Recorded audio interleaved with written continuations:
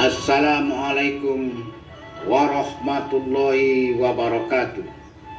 Alhamdulillahilladzi hadana lihaza wa ma kunna linahtadiya laula an hadanallah. Asyhadu an la ilaha illallah wa asyhadu anna Muhammadar Rasulullah. Rabbi shrahli sidri wa yassir li amri wa ahlul 'uqdatam min lisani wa yafqahu qawli.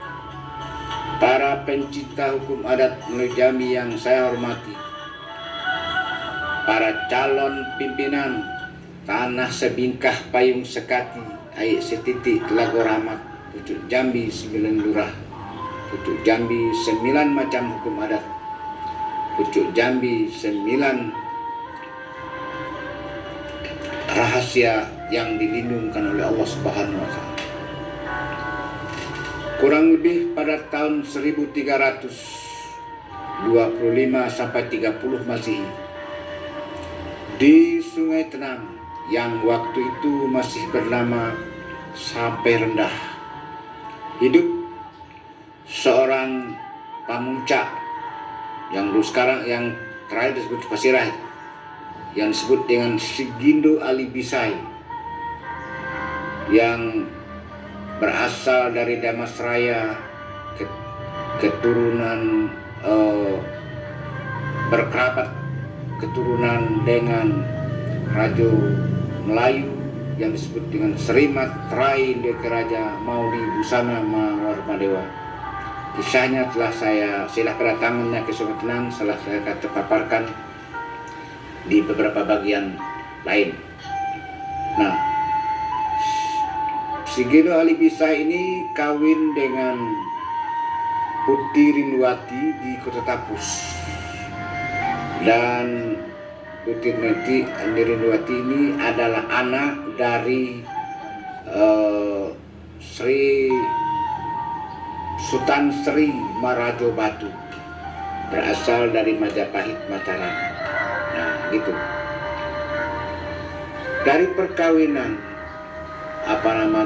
Sigindo Ali Bisai dengan Putih Rinduwati ini tinggal di Kota Tapus, dan saat itu kalau orang mandi kan di Sungai Kanis gitu. Nah, pada satu hari dia sudah punya anak, nama anaknya Sri Purwomanggalo. Nah, itu anak Sri Purwomanggalo ini kurang lebih waktu itu ya berumur 2 tahun lah, baru bisa ngomong, sedang lincah-lincahnya 2 tahun atau 2,5 tahun kira-kira begitulah. Badannya putih, mungil gitu ya, lincah, kanan riang, gembira. Nah, dibawalah oleh ibunya untuk mandi di tengah hari di Sungai Kandis. Tepian orang di sungai Kandis nama tepiannya di situ. Ibunya mencuci kain, anak ini mandi terus, sampai di sungai itu ya, karena airnya jernih, dingin, bersih gitu kan.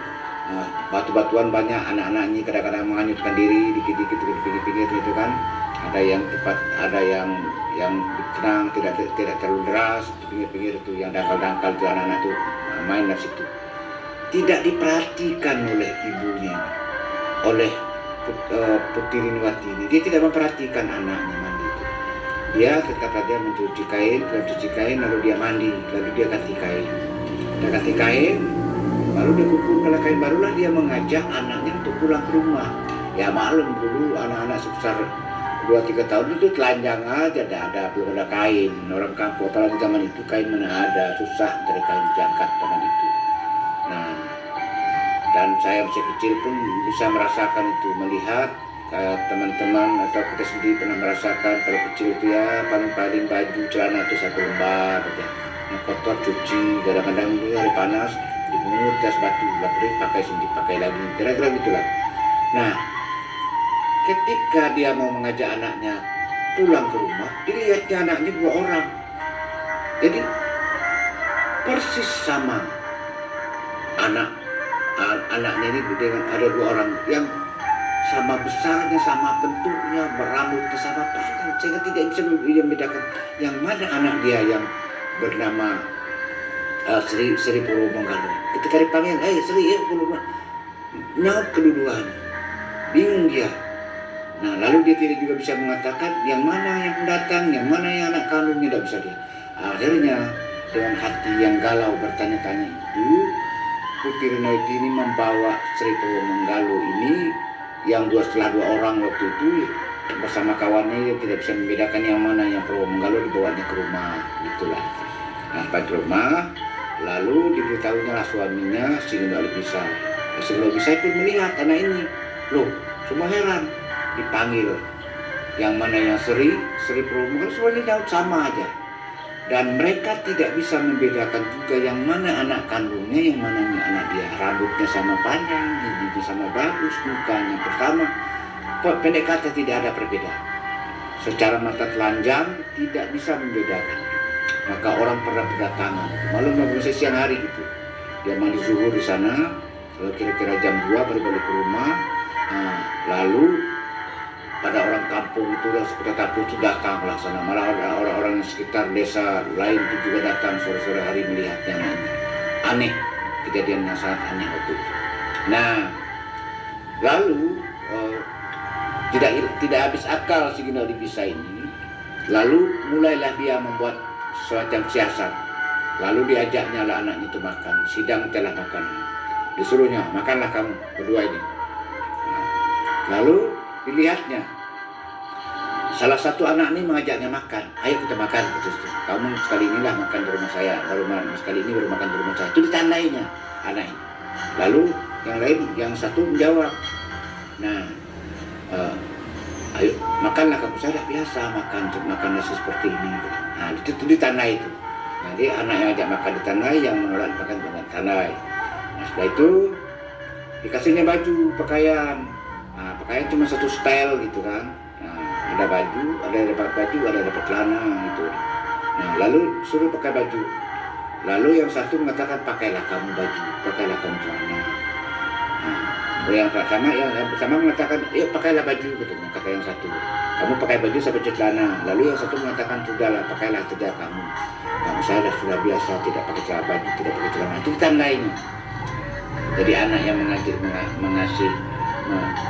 pakai baju, pakaian tadi, ialah anak yang mengajak makan tadi. Kalau itu curiga. Nah, itulah misalnya. Yang mengatakan tidak biasa makan tadi, itulah anak yang mengatakan tidak biasa makan baju.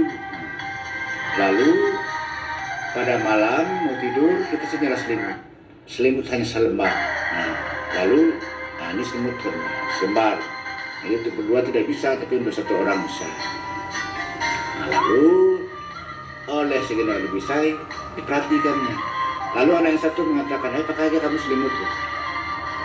Dia rasa tidak pakai selimut. Yang saya mengatakan, pakai sajalah abang selimut.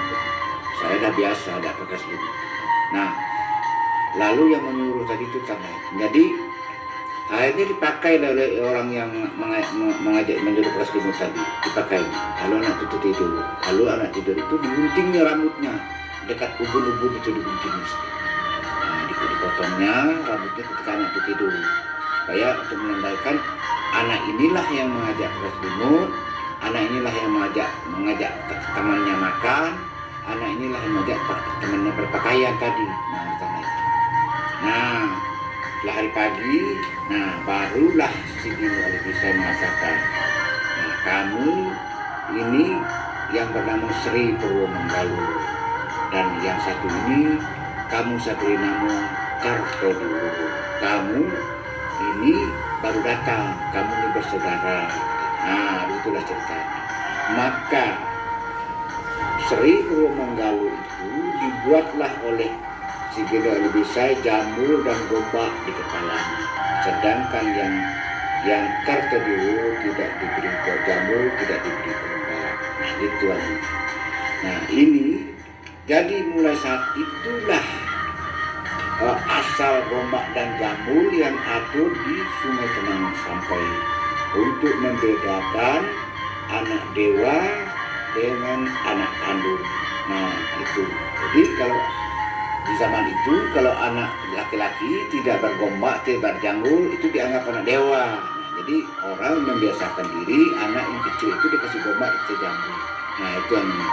Nah, setelah anak ini besar, maka dia diangkatlah menjadi Depati Kartodewo dengan wilayahnya adalah Kota 10. Jadi Sungai Tenang itu terbagi 3 itu. Sebagian adalah wilayah Kota 10, mulai dari Tanjung Mudo, Dusun Baru, Paramatu, Dusun Gedang, Paramatu, Tanjung Alam, Meropangi, Rantau Jering. Itu ada 10 desa. Itu wilayah tanah Depati Kartodewo. Rajonya adalah Depati Kartodewo. Kemudian di daerah Sungai Tenang dibagi 3 lagi, di Pungut 6, Pungut 9. Pungut 9 menjadi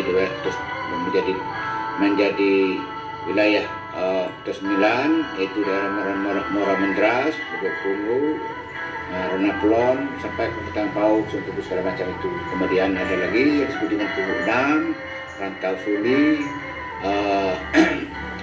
Dusun Baru, Kota Teguh, Kota Renah, dan Pulau Tengah. Nah gitu. Jadi singkat cerita, Depati Kartodewo ini berasal dari anak dewa, kira-kira begitu menurut ceritanya, dan merupakan anak cucu daripada Pamuncak Sri Purwomanggalo, Pamuncak Alam Sungai Tenang. Jadi Depati Kartodewo ini tunduk kepada Pamuncak Sungai Tenang, sama dengan Depati-Depati yang lain, baik Depati yang di Pungut 6 dan Depati Pungut 9. Nah begitu ceritanya itu. Jadi asal Gombak dan Jambul itu dari sini. Nah itu karena untuk membedakan mana yang anak baru datang, mana yang anak baru, mana anak kandung. Nah itu ceritanya. Jadi Depati Kartodewo ini adalah Depati daerah Kota 10 Sungai Tenang. Hal ini masih berlaku sampai sekarang ini. Jadi Depati Kota 10, Depati Pungut 6, Depati Pungut 9 tunduk di bawah Pamuncak. Yang Pamuncak itu yang pada tahun 1906 diganti namanya menjadi Pasirah oleh Belanda. Nah kira-kira begitulah kisah daripada Gombak dan Jambul, atau kisah dari Depati Kartodewo Kota 10 yang berada di Cangkat itu. Barangkali itulah yang dapat saya paparkan pada saat ini. Mudah-mudahan ada gunanya ke depan bagi pencinta hukum adat Melayu Jambi. Dan saya tidak bermaksud untuk menggurui siapa-siapa, juga tidak bermaksud menyakiti siapa-siapa. Sudah saya paparkan segala nandape, sebaris dak lupa setitik dailan. Adonan kalindung di balik daun, tinggal di hunut bakal lamun. Bukan memelau pane bilekuk, bukan bakuak mani bakumpai. Kurang syukur ditukuk, kok apat syukur diturang, kok jarang syukur sisip, syukur diulih panjang di kampung lipa, alam terkemang menudai. Tamat kaji kitab dilingkup, tamat gayung pedang biltak. Dikayat habis sengkito sudah sah sama balulu batal sama diapa. Terserah kepada ombak dan basabun, angin dan bapurun. Di situ sisik banyak tulang belabun yang tinggal untuk yang pandai. Titik air bisa bertahu orang sekapal jadi temen dalam kelam elok berlampu. Nan setitik jadikan laut, nan sekepal jadikan gunung, alam terkembang jadi guru. Padi balam terbang temukuk pintu, padi sulit apa dimakan, alam terkembang jadi guru. Bumi dan langit ada di dalam.